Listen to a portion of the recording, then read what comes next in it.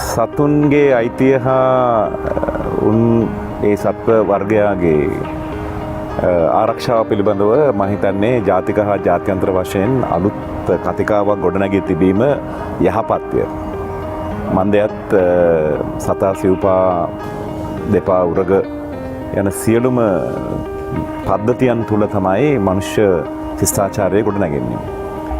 බටහිර විසින් මේ මොහොතේදී දියත් කර තිබෙන එක්තරා විදිහක අලුත් කතිකාවෘතියක් තමයි සත්ව අයිතිය පිළිබඳව තිබෙන උත්කර්ෂ භාවය.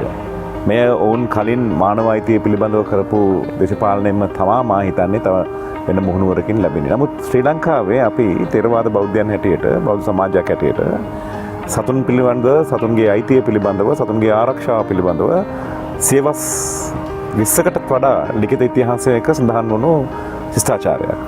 ඒ නිසා අප කළ යුත්තේ අපට උරුම දේ අපේ සංස්කෘතියට ගැලපෙන දේ තෝරා බේරාගෙන සතුන් අපේ ජීව පද්ධතියේ තවත් කොටසක් හැටියටත් සියලුම සත්ව වර්ගයන්ගේ අයිතිය ආරක්ෂා කර ඒ සතුන් හැකි හැම අවස්ථාවේදීම කරදරයකින් හෝ හිරිහැරයකින් තොරව ඔවුන්ගේ ඒ සතුන්ගේ ජීවිතය ගත කරන්නට ඒ නිසා පරිසරයට ඒ නිසා මානව වර්ගයාට ඇතිවිය හැකි යහපත පිළිබඳව අපි සිතිය යුතුයි මා සිතනවා.